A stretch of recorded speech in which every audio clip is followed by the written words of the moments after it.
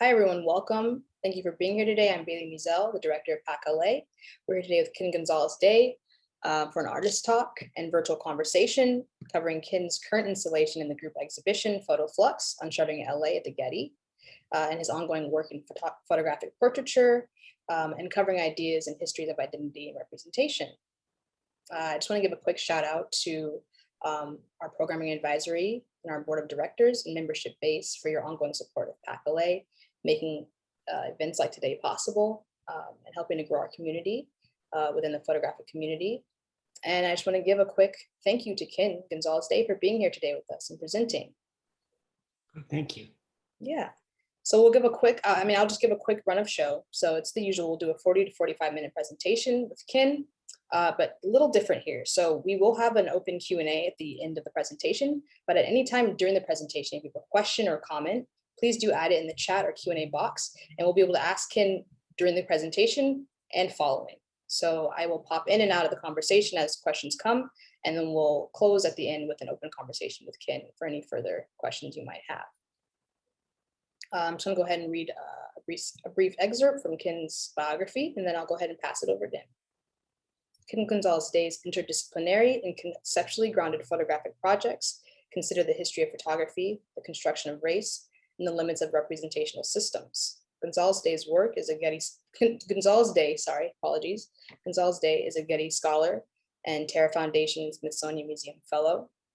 In 2017, Gonzales-Day received a Guggenheim Fellowship in Photography and was awarded the Fletcher Jones Chair in Art at Scripps College. In 2018, he was the subject of a solo exhibition at the Smithsonian National Portrait Gallery in Washington, D.C. And again, for Ken's full bio, I'll add a link to his website to read his full biography and CV there. And again, if you have any questions or comments, please do add them in the chat and Q&A during the presentation, and we'll be happy to get those to Ken. And I'd like to pass it to you now, Ken. Great, thank you. Welcome everybody out there in the ether. Yeah. All right. So yeah, I'm gonna, because I was asked to present sort of what's up around town or what's gonna be up soon, it's a little bit of a hodgepodge because there's a bunch of little shows from different projects. So I'm gonna try and go over those relatively quickly. So as you have questions about any of them or anything like that, you can intersperse them or wait till the end. And hopefully, my thought is that each of these fragments will fit together and form a beautiful constellation of ideas that will sort of link my practice to, I guess, the world I live in. So with that, let's try see if I can manage to share screen. The first of the technical. Okay. I'm not yet have to be allowed, it says. Really? Okay. Go ahead now. Yes, that works. All right. And now we see my screen, correct? Yeah, we see your screen, but it's not in presentation view yet. I'm getting there. There we go. There we go. And then how do I get rid of that stuff at the top? I always forget. There's nothing at the top for us, actually. Okay, cool. Oh, excellent. Okay, at the top I can see, the share screen or whatever. So, welcome everybody. So this is the show at the Getty. You may have seen some press. If you're all here in LA, you're probably aware that we've had our museums closed and they've just begun to reopen. So Jill curated this show, actually, I'm not quite sure when, but they've had the work for months and months and months. And they weren't sure when it was gonna open. So it finally did open, and the show is called Unshuttering LA. And as you can see, it's sort of a collection of artists from, I think many are from LA. I haven't seen the show yet because I haven't been able to get a reservation up there yet, but I'm looking forward to seeing it. For those that are not familiar with my work, this guy here is mine. So the print is 4 by 8 feet. And because of the pandemic, we actually ended up using a print that I already had because if you guys recall, production was a little bit difficult for a few months there during the pandemic. So the image is from a larger series that I did, which I think I'll give you the mini skinny on. There's our beautiful graphic. I thought was pretty cool. Unshuttering LA, also to make sure I get the title correct. there's the actual image. And there's the actual shot. The series was taken as I was starting to work on my first book called Lynching in the West. And basically, as I was doing all this research on the history of lynching in California, I ended up creating a series, which I'll show you in a moment, where I took these historic images and erased the figure. And so suddenly I had created a project where I was trying to talk about invisibility and visibility, and yet I had erased the subject of my project. So I thought, well, I need to make another component to this project, which would actually help to give us a visual. And the visual was meant to be not of dead hanging cadavers of Latinx bodies or African Americans or Asians or Native Americans or Swiss or anybody else that was lynched in California, but to try to create a way to think about these individuals, many of whom were very young. So the models were all basically LA based, roughly the same ages as the victims, which were from 17 to 27 mostly. There are older examples, but not a lot. And to, in most cases, give them a chance to learn about the history. So most Californians, particularly back then, had never heard of this history.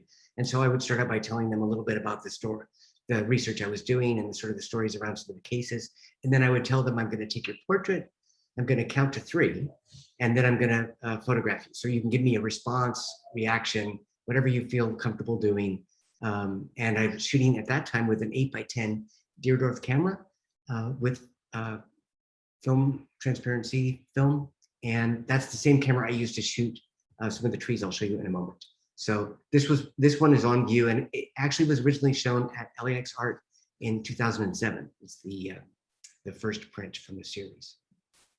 All right, here's an example of how they have been shown elsewhere. This was from a show actually a couple years ago at the Minnesota Museum of American Art in St. Paul, Minnesota. And you see here in this particular version, they borrowed a number of the portraits and a number of the trees. And the trees were trees from a series called Searching for California Hang Trees, which again grew out of that same project looking at the history of racialized violence in California, where I went searching for the trees. And I think it's important to say that it's called Searching for California Hang Trees as opposed to Finding California Hang Trees, which is to say that some of them are indeed actual trees, but some of them are sort of stand-ins for the tree. So even in this image here, this one is a historic tree that has a little marker in front of it. And this one over here, which I might show you in a moment, is a stand-in for the cases in Los Angeles, which none of the trees are marked. All right, so there is just a quick reference to the book, which is still available on Kindle. And I have scanned the first chapter, and it's free on my website if you wanted just a little overview. And you can probably find a bit of it in Google Scholar as well. So this was an installation of some of the trees in Medellin, Colombia, again, a few years ago. And I show that just in context of another exhibition that's up right now that just opened yesterday, the 10th, whenever that was, in New York at a place called Another Space, which I have not had a chance to see, obviously, since I'm here in LA right now. But it's basically an interesting idea. It's curated by Cecilia. And she was basically trying to pair up Latin American artists with Latinx artists, which is something that if you looked at the history of,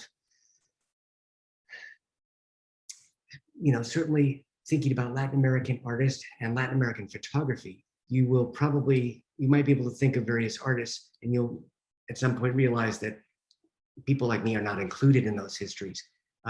There are many books and exhibitions which, again, do not include Latinx, Mexican Americans, Chicanos, persons of, I guess, Latin descent born here in the US. And so, so I was really pleased to be included because I feel like that's a context that is something that I work from, and yet is often denied me in the larger art historical schema of where I might fit in. So anyway, that show looks pretty cool. This is the tree. I actually made a new print for it. It's from the Searching for California Hang Trees series, which I just showed you. And I think it's quite a beautiful print, actually. It's 50 inches by 55 by 62, so it's pretty big. And the titles were all taken from my research into the history of lynching. So at daylight, the miserable man was taken to an oak and hanged is a passage that was from the newspapers as I was doing the research. And so many of the pieces from this series draw on the archival research material as a sort of Barthian sign pointing back right to the referent.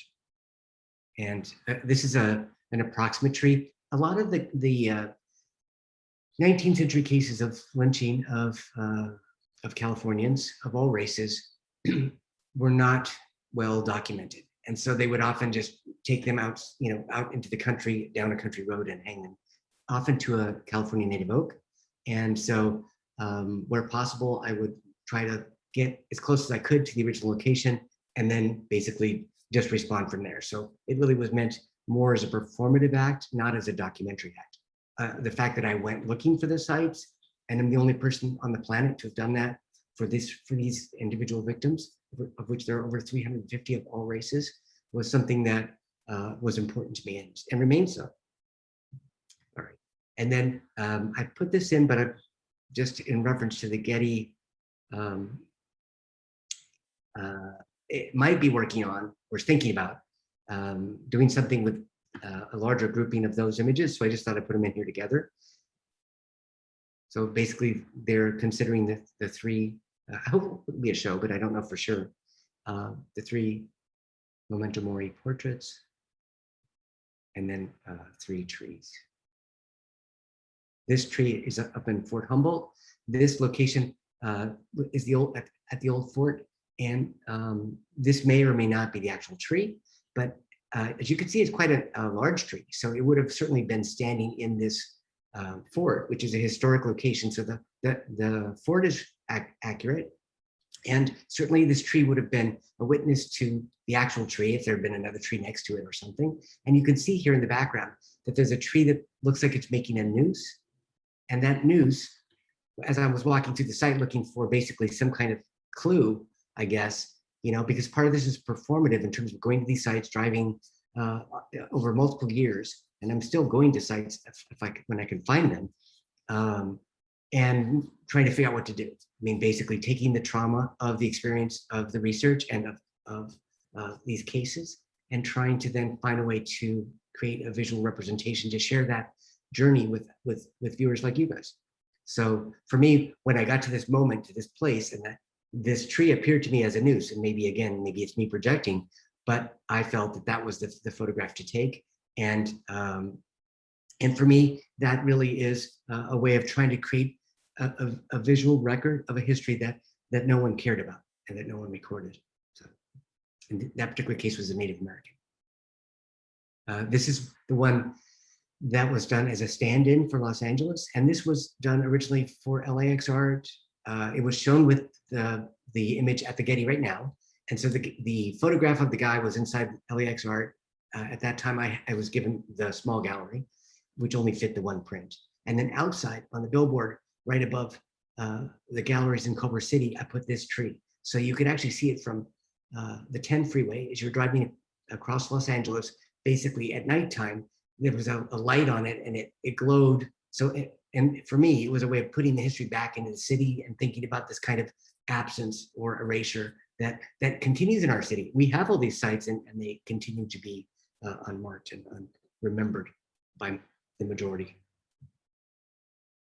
Another from the series, just outside Hermosa. And again, speaking to this idea of approximation, of journey, of sort of signifying. And we could talk a lot about whether photographs are metaphors or not, and indeed what the role of art is when we get to our questions section. And then this one I wanted to share, it's on my wall behind me, that hopefully will be included in upcoming print. And it's one that I did more recently. And that's basically outside of Yosemite, and it has a historical marker. And though the specific individuals lynched there is under some debate, it's pretty widely accepted that this would be the tree. And of course, the tree was moved across the street from its original location. There's much more I could say for the chance. All right.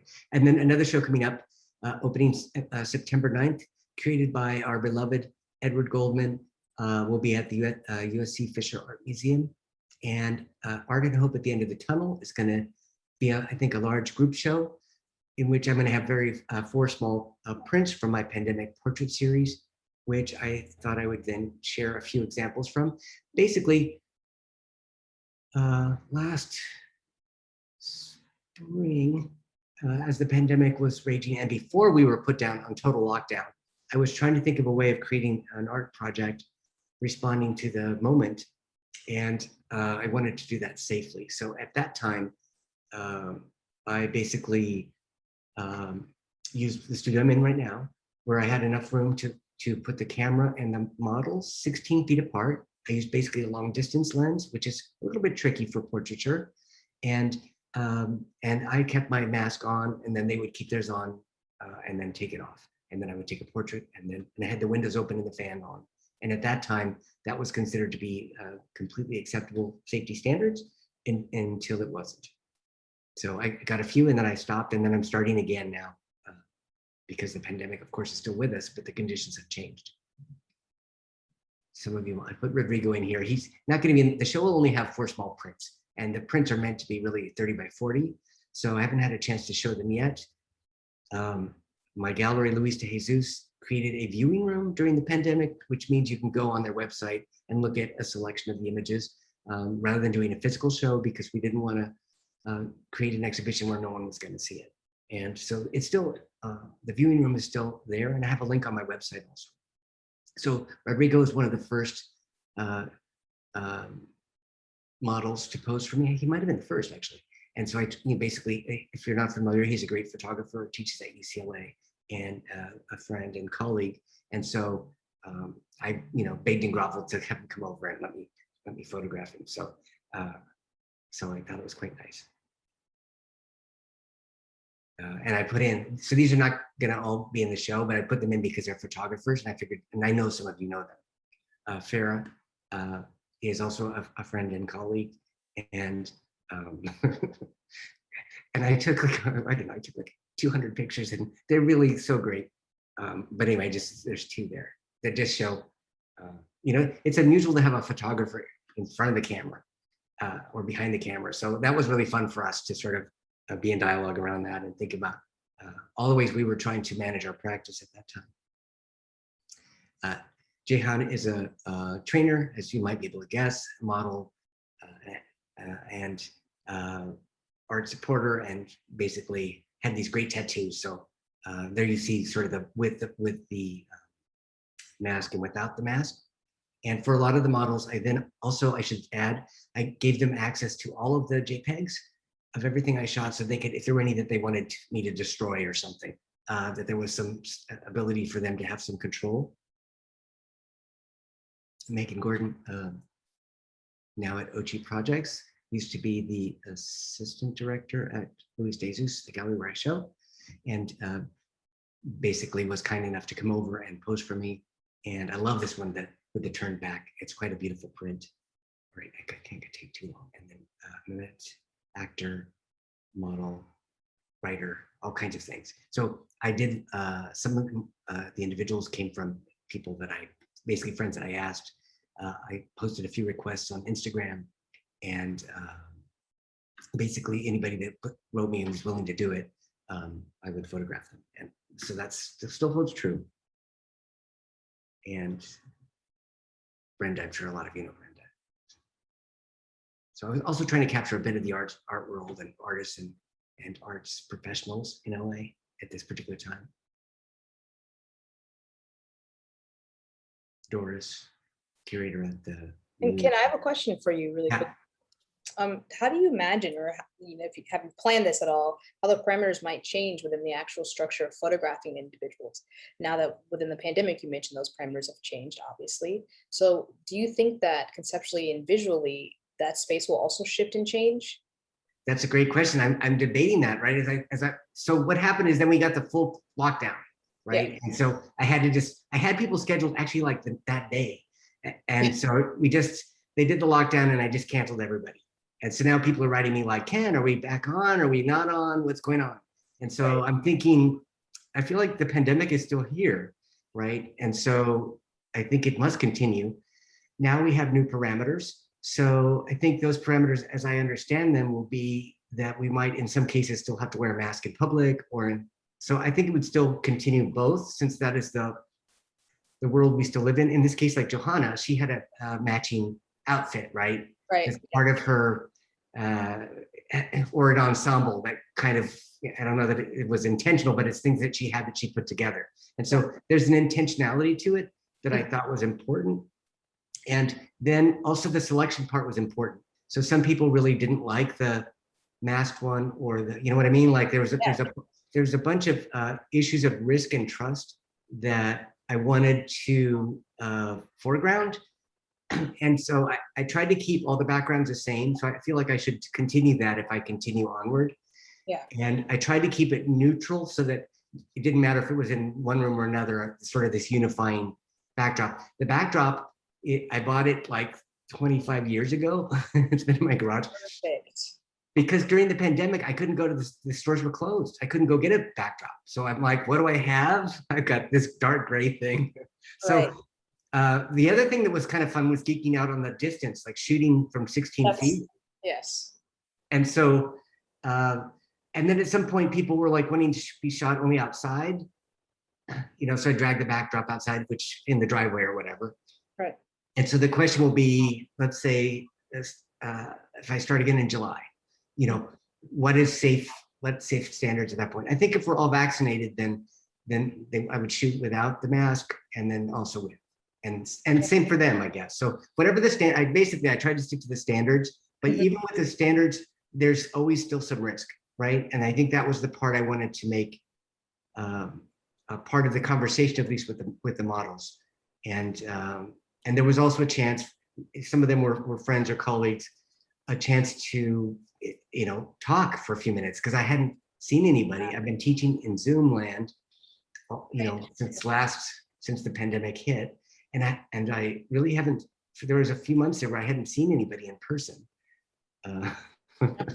You know, ordering Instacart for groceries and all that stuff. So yeah, it's like the whole sphere of, you know, the pandemic being a part of the aesthetic and actual structure of the image, right? That 16-foot difference, that long lens that you're using to take the images. So thank you for raising that question for me. Sure, no, thank you. And yeah, and it was a bit of a challenge at first to get one to come out good, well, like they, you know, because I wasn't used to shooting in that way.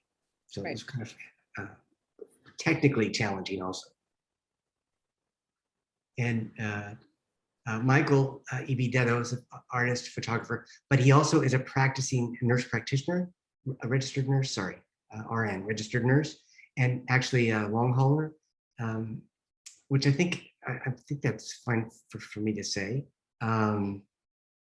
So for him, it was also really interesting to talk about his experiences of basically working in the field as the pandemic arose and the way that impacted him and his work life and his private life. So I'm quite happy with that conversation. CAD, super playful, trainer, model, art supporter. Carol, you guys might know, writer. And then, so that was, and there's more, but that's just a little grouping of them, and they're sort of formally similar. Then from that, I had an opportunity to do a proposal for a metro station that'll be a part of the sound transit system in downtown Redmond, Washington, which should be opening, I think, in 2023. So we're starting production now. And if you look at this image, you could sort of see in the distance, there's these dark cluster. Basically, the station, they're going to have 5 different artists. Each artist will get 5 of these panels, which are 6 by 12 feet. And then basically it'll be a permanent outdoor exhibition, I guess is their idea. So for that, I took one of the models and created a series of images that will be installed basically in a cluster. And Johnny Legs is a dancer, artist, performer, and art supporter. And so he was willing to come and pose for the camera, which was very difficult to do in a very small space, and to shoot sort of live action and to try to capture it. And then I assembled them together, as you can probably tell, to create this sort of composite of his gestures. And so they move from front to back. And I was also thinking a bit about this idea of if we could have something celebratory, if there could be something that's, would be both record the moment and also provide a new window, because this will be up for theoretically forever. And so when people walk by it, what kinds of conversations might that trigger? Or maybe not trigger, invite. And then this is going to be for the a show coming up at Scripps College, where I work, out in the Claremont colleges. We'll be having a faculty show, which we have every few years, and it'll be all the faculty who work there. And so basically, this is what I'm going to show. There are images that were in my show at the Smithsonian, which closed in 2019, and haven't been shown in LA at all. And so basically, the objects are all from the Smithsonian collection. The Smithsonian Institutions is made up of 22 different museums, and my residency was at the National Portrait Gallery, but I worked with collections from American art and from natural history and from other museums in the Smithsonian family. And so the idea was to look at First Nations people in our nation's capital and to think about how they're represented or not. And so what you see in the center is a sculpture known as America. And she, of course, is turning away from us, giving us her back, as it were. This show was mounted during the time of Trump, President Trump, who was, busy rolling back many of the rights that different communities had sort of fought hard to achieve. And so putting this in our nation's capital at that time was also important to me. So, so we have sort of America in the center, and there was a different constellation, which you can see on my website if you want to see which works were, how they were presented. But for this show, I'm just going to put 4 of the portrait busts that I photographed. From all 4 of those have some version in the National Museum of Natural History, and all 4 represent different Native Americans. And I think I have details of each. And you can always come out and see it if you want to, and I don't know that they're going to have room for all those. So that's sort of an early proposal that I just sent out off. This, just to give you, again, very quickly, a little background, as part of a larger project where I've been looking at the history of racial depiction in museum collections and thinking about how race has been depicted historically. So this one's called 41 Objects Arranged by Color. And there you can see a number of objects from the Smithsonian. See, there's that one there and a few others. So this is from about 22 different museums I've photographed in the years. And just to give you an example, again, happy to take questions later. So the ones that I showed you, the Native American busts, were referenced specifically to the first exhibition on what basically race or racial types, as they were sort of understood at the time, the formation of race in America, beginning in the 1915-16 California-Panama Exposition in San Diego, which was curated by this gentleman as the first curator of anthropology at the Smithsonian. And again, I could talk forever about that, but the mini version is I wanted to go find these objects that he had considered or included as a part of this exhibition. Here are a few shots of the actual exhibition that he curated. And if you look carefully here, you might be able to see this first row is Native Americans. The second row is white Americans or Anglo-Americans. And this back row here is African Americans, Black Americans, right? So that's how he arranged it. And back here are some sort of early man as they imagined them. And I could talk again more about any of those groupings. So my goal as an artist was to find those. What happened to those? Where are they? Where'd they go? And then to photograph them and basically to share them again. And I haven't had a chance to share all of these objects. So that's one of the ones. He's back here in this back room. And I photographed others as well. This one was in the second room. And here she is. And at the time that I photographed it in San Diego, this one is in the Smithsonian. There's a copy in San Diego still. They didn't know who it was. They were like, this is just a sort of a typology, a generic representation of a Native American, not a real Native American. And I didn't think that that was quite accurate from my looking at it. And this is the one of the rooms at the installation at the Smithsonian. And here's the room with the ones that I'm going to be re-exhibiting. And there's America in the back. In this context, I had put basically the more familiar American heroes on this side. So we have Lincoln, Washington, Benjamin Franklin, and even Duchamp in the back, right?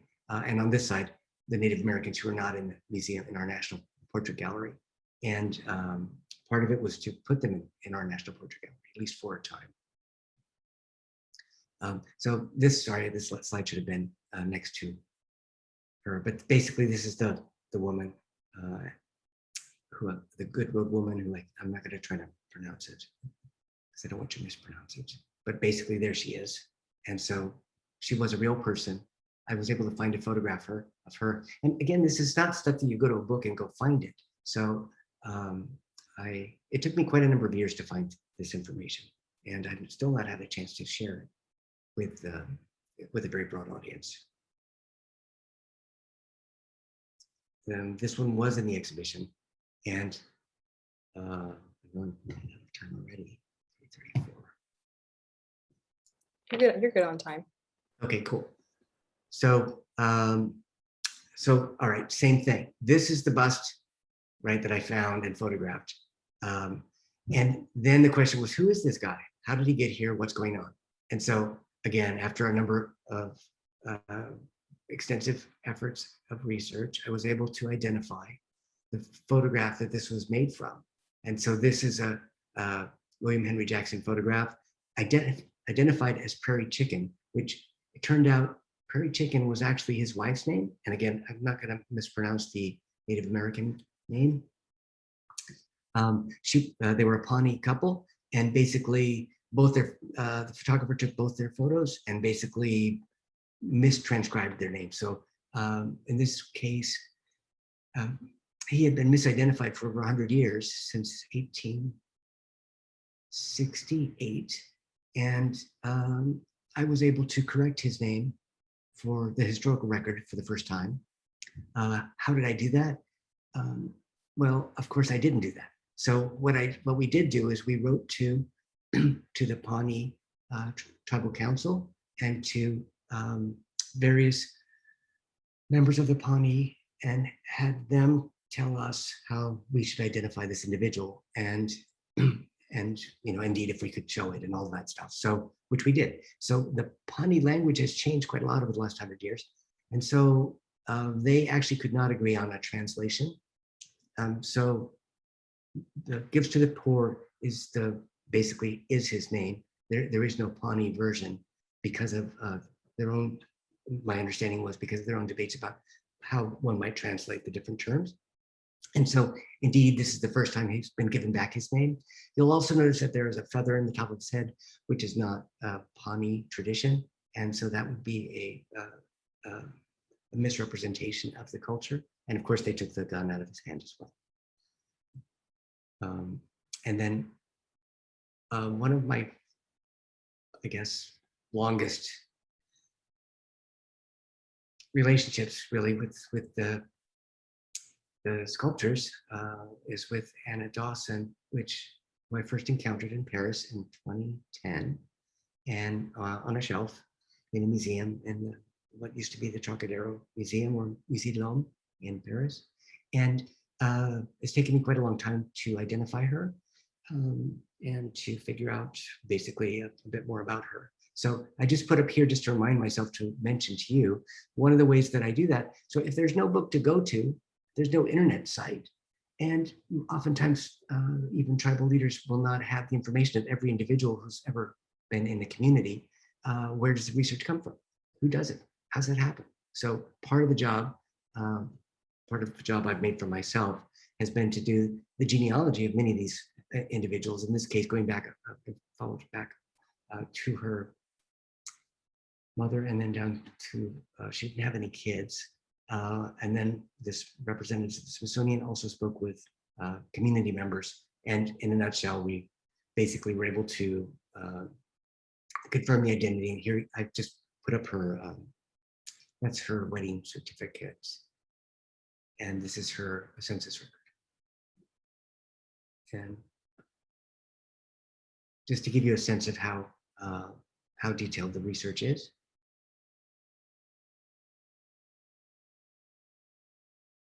And there's the bust you can see here, maybe you can see. And this one was in the Smithsonian show, sorry, oops, too many buttons. So this one we did show, and you can see at the bottom, maybe you can see, it has sort of a weird spelling of Smithsonian, and that was part of what brought me, helped give me the clue of where it came from. The original has been lost at the Smithsonian, and all that left is a mold, which is why I showed you the mold element here. This is the is actually the cast. So you're looking at air, at the empty space that from which the figure came.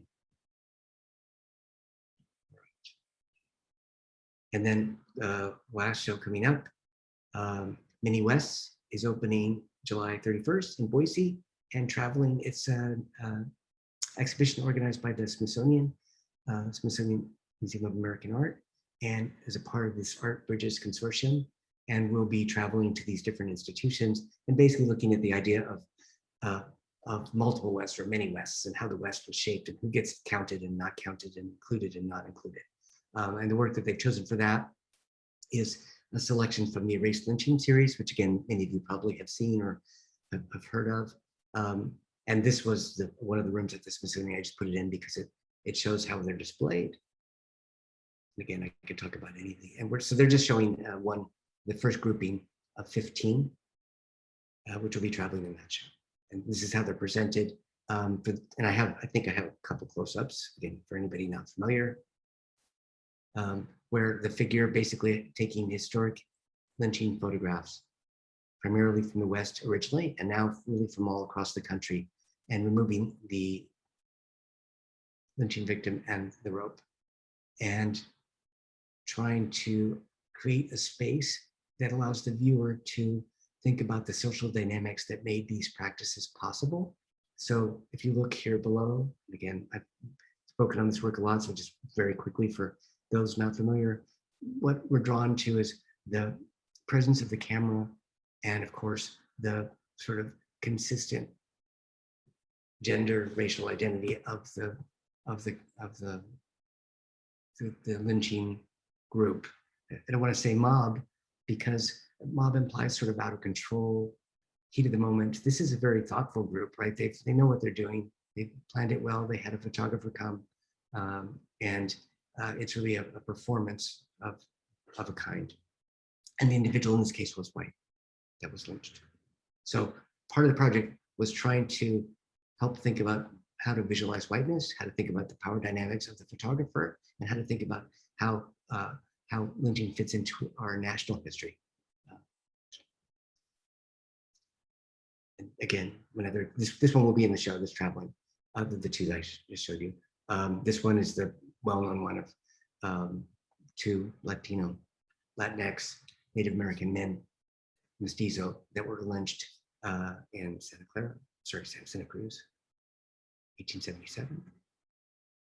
After a Wild West, again, from that group being basically just referencing the idea that this was a global idea that came out of this notions of Wild West and frontier justice. And here, the disguised bandit, the idea of the villainous Mexican, we heard a lot from our previous president using that idea to sort of really polarize our country around racial divides, cultural divides. And so there are some of the backs included, which sort of refer to the idea of the abject, this sort of literal stain on our national history, on our sort of sense of individual identities as we are constructed as a nation of individuals. And then here's sort of a mock-up of all 4 sets. I've been busy working on them all this time in between.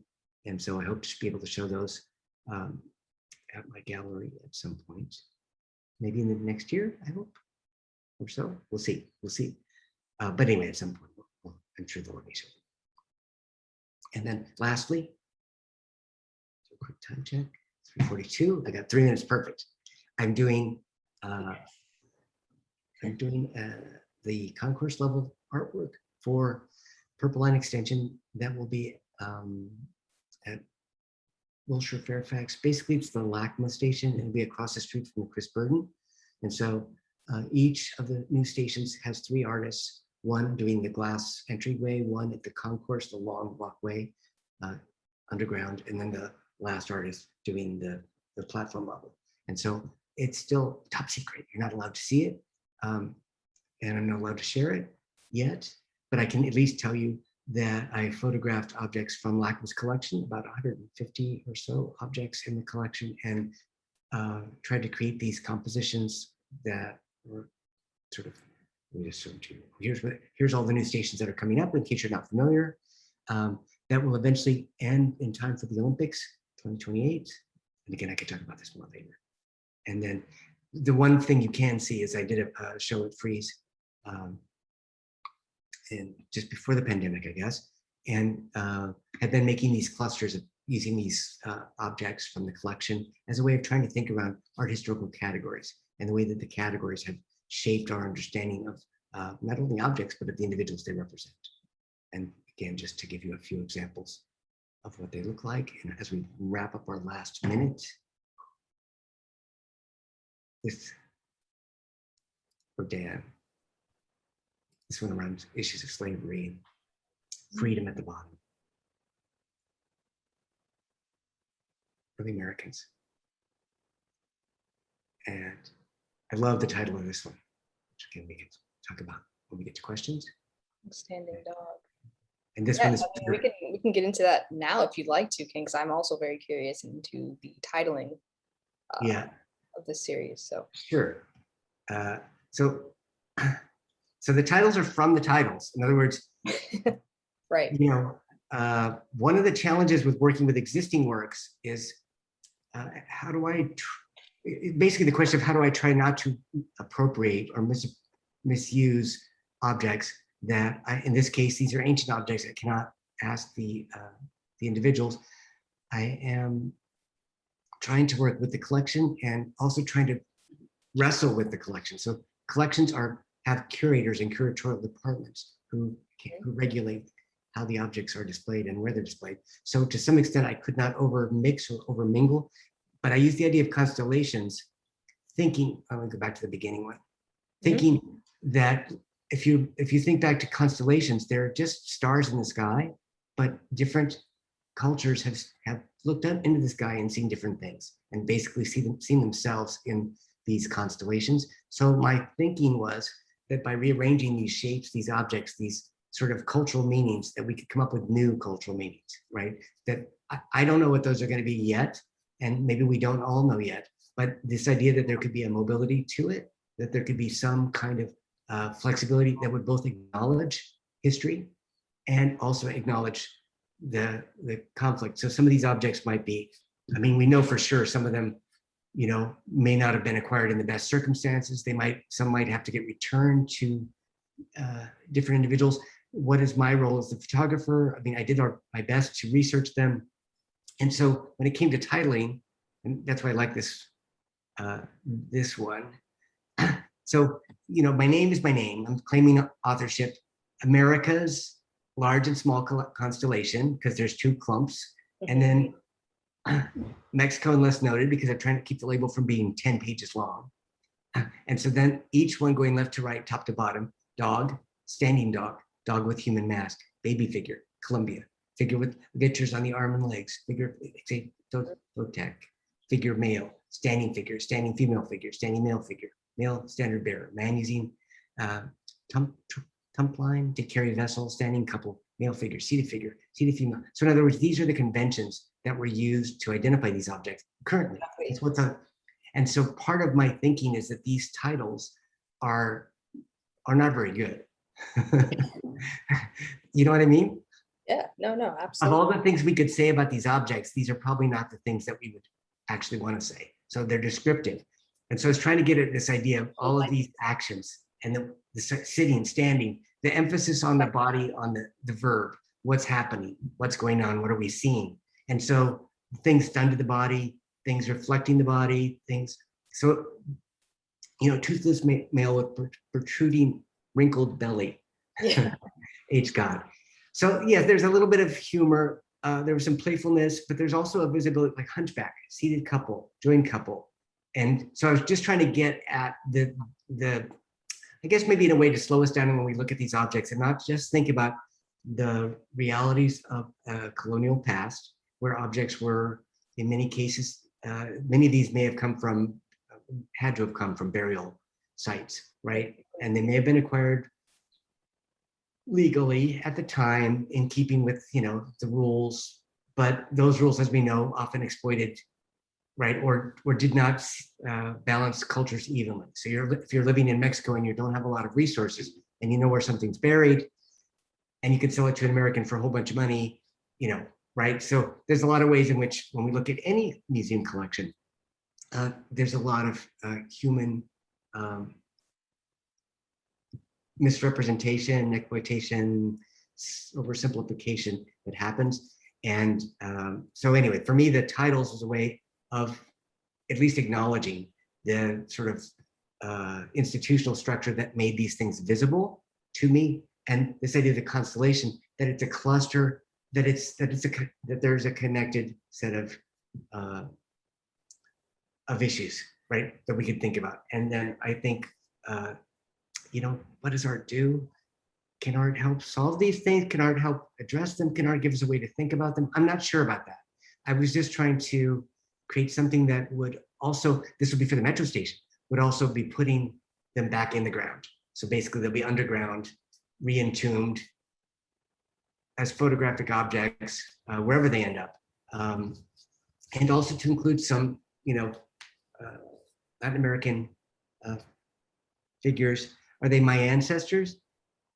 I'd like to think so, but again, how far back are we going to count, right? As somebody Mexican American said, you know, I'm not sure that I would want to claim that. I just think that as a Mexican American who finds very few representations in the museum, that I was drawn to these, right, in that way, and that maybe the lack of an ability to articulate how I fit in to a larger cultural megapolis like this is part of the struggle. So that's why I like the constellation idea, that they could be mixed and matched. And then this last one, I sort of mingle them all together. So it's all the different cultures kind of in a melted primal moment. And these are not the actual ones from the metro station, but I think when you see the final one, you'll see that they're sort of in the style of. And that's a sort of overview of what I'm up to. Yeah, no, thank you for your wonderful presentation, Ken, and engaging some of the questions we've had so far. We actually have one here in the Q&A from Gary Ridgwald, and I'll just read it out to you. It says, Ken, what do you think of the opening up of dialogue about an interest in race in terms of your work and life? Opening up? Yeah, the opening up dialogue about. So maybe that there's more dialogue around race these days. Is that the implication? I think that's the implication, the concentration on race. Yeah. What do I think about that? I mean, it's so hard to tell because of the pandemic. So, in other words, I've given a bunch of talks, and maybe there's interest, but maybe there isn't. I mean, so I'm in a bunch of group shows, not in any big solo shows. Right. Nobody's asking me to do anything much. There are a lot of opportunities maybe for artists of color to be in different group shows, and that's a nice thing. And I'm happy to be included in any combination that includes my work. So that being said, I think that the work does, I have been working around issues of race and representation for a long time. And I think I have a lot of knowledge that I could share on different aspects of it. So I do think that there are individuals who find that very fascinating and are really tuned into some of those questions. And there really haven't been a lot of voices like mine included in the table. I mean, if you look at the history of photography for a Mexican-American photographer, you won't find any. There's there've been no shows, there've been no exhibitions, there've been no catalogs. So it might seem like there's attention on this right now, but if next year when it's something else and nobody remembers, so I don't know. But I would like to answer by saying that I hope that's true, that there is that there's a deep interest, and that deep interest will produce changes. So changes that could happen. Let's say, for example, with the LACMA collection that I was thinking about, what if all those objects are given back or re-interred, or let's say that let's imagine that moment. And as I was sort of trying to figure out what to do, I thought, well, I feel like my job is to take a picture of everything that I guess to witness the collection, to see these things from the collection, and to photograph it. Because to photograph is to be implicated. I mean, you can think of those lynching images where I've removed the figure. Then you really think that there's a photographer there. What's that guy doing? And then of course I am using those images as well. And so that, for me, that stain was about the idea of the currency of art, the currency of language, the currency of exchange, right? That stain on the back stains me as well. And the attempt to try to build a vocabulary around the exchange and the commerce and the meaning and the shifting meaning of photographic images in particular is of interest to me. And I taught Roland Barthes again this semester. I teach it every semester. Well, not quite every semester, but often. And my students were really, every time it's different. And this time, because of the pandemic, I think everybody was really interested in suddenly thinking about how slippery photography is. And basically, no one here in listening to a presentation, you haven't seen a photograph.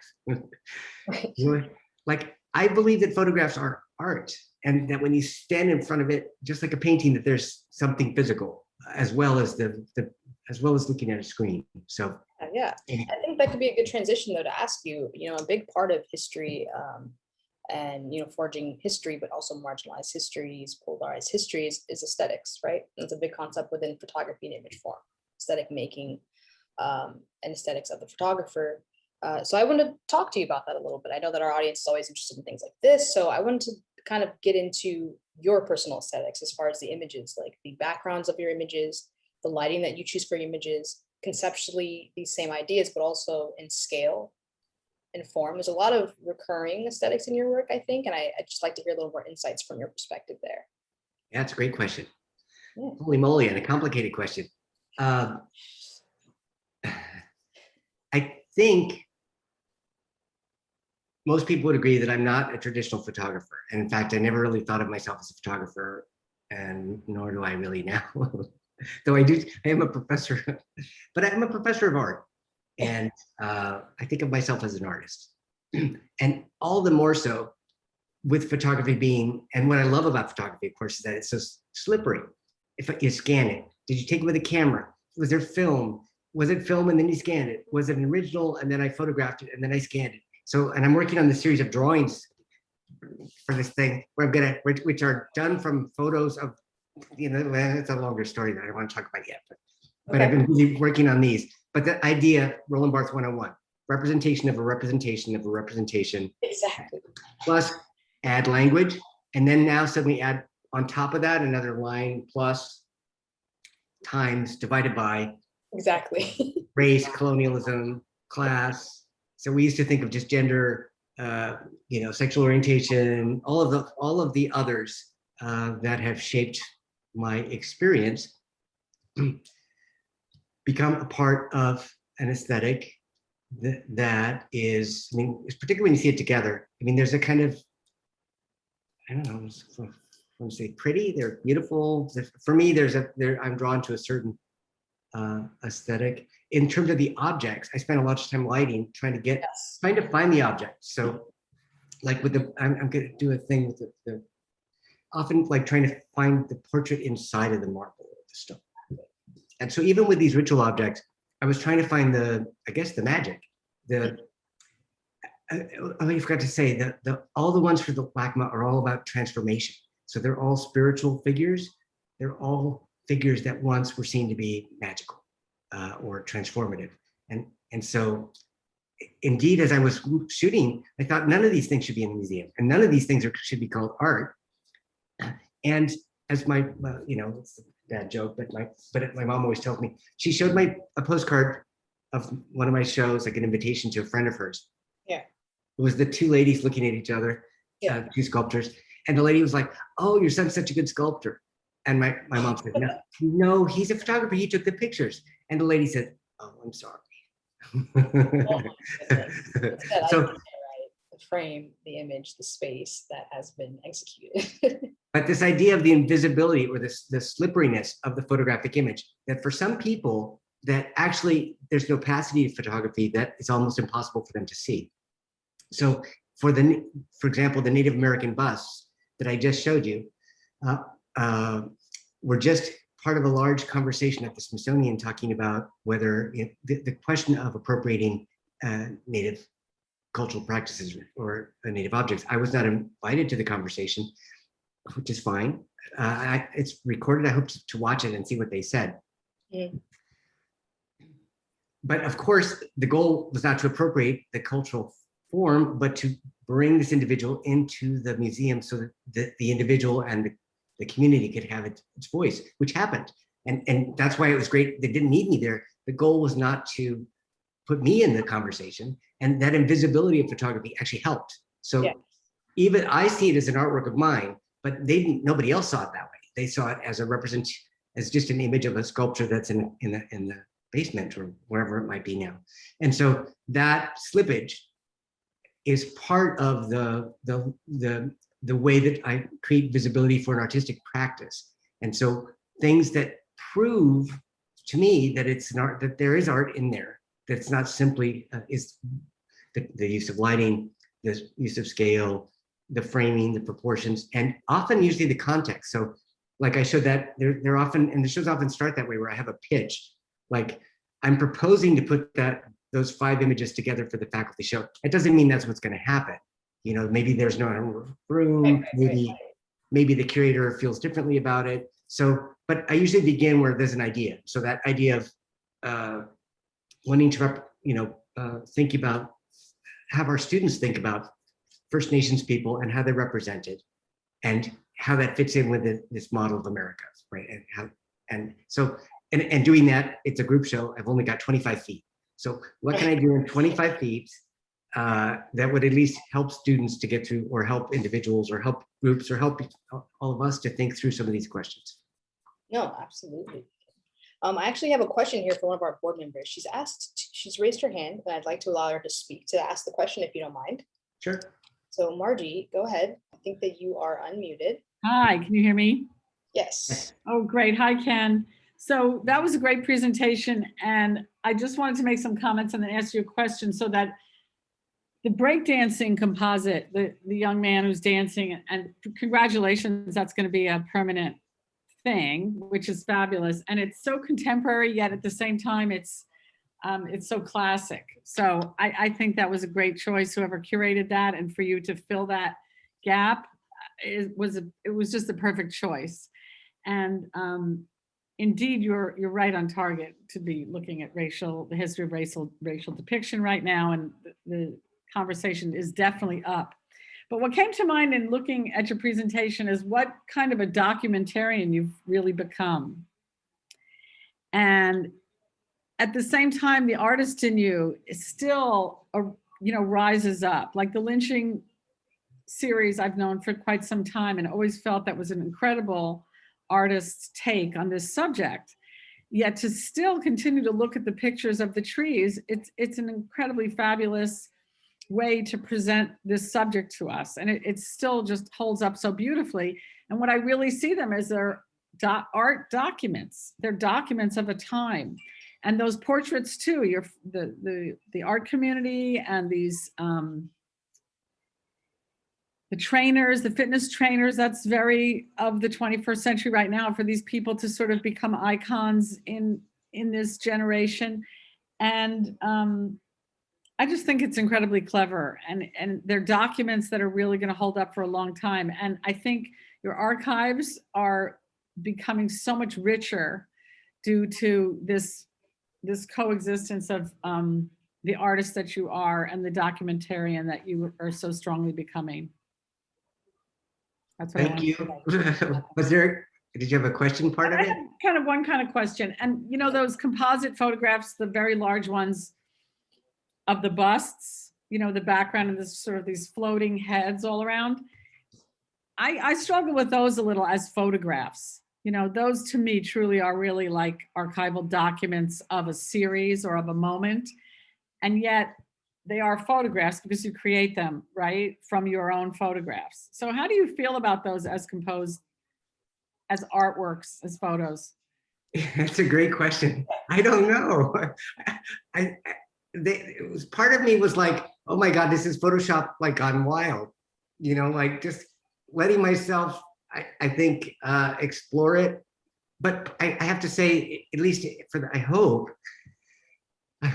for the metro station, it's going to be, it's going to be fully encompassing.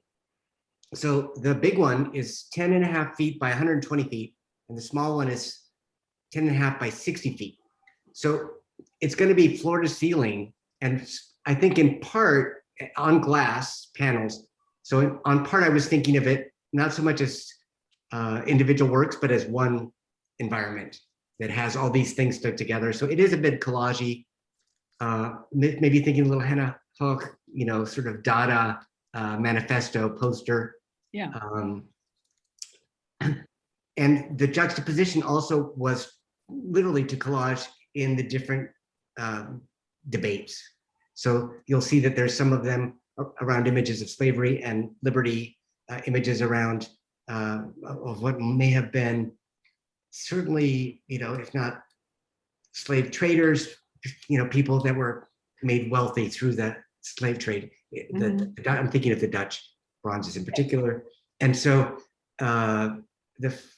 you know, all of the allegorical figure of liberty as a woman, there was a bunch of just problems with each of the individual objects.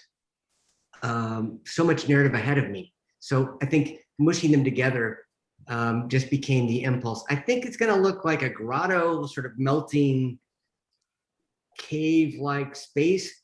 And so I don't think of them as standalone photographs. I think of them as an environment. And the same with the moving guy. So in general, I guess this year I've sort of embraced Photoshop in a way that I was always slightly embarrassed about in the past. And I don't know if I like it or not, but I've definitely been embracing it and trying to I just feel like I often wonder if I should 3D print these things or something. If they need to come out of the, you know, pop out of the frame or pop off the wall, or I don't know what to do with them. So I hear your confusion, complexity. They are part of a larger project in the sense of archiving the history of racial depiction from time in museums and certainly in encyclopedic collections. And I have about 22,000 photographs of these sculptures all together. I mean, some of them are of the same sculpture. So let's say divide that by 100. I don't know, divided by, it's still a lot of sculptures. No, absolutely. Ken, we are going about 6 minutes over now, which is fine, but I want to thank you for your presentation and your conversation. I mean, I know that you and I can go on all day about these concepts and ideas, so we'd love to have you back or join you for a studio visit sometime in the near future. But if there aren't any final thoughts or points that you have for us, I think that we'll end today's talk there.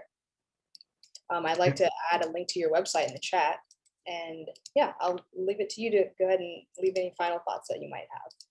No, just thank you so much for having me, and thank you for bearing with me. I know that some of you know some of the projects really well, and maybe others, and And I do think it's part of as an artist, part of a larger journey, that it all fits together, but maybe we don't always know what that is until we get to the end of the line. So I think for me, I'm embracing the complexity and finding that that art is still a place that gives me strength. Yeah, we're right there with you, Ken. Thank you for being with us today. I look forward to further conversations in our future. Thank you. Yeah. Bye, Ken. Bye, everyone. Thank you for being here today. We'll see you next time.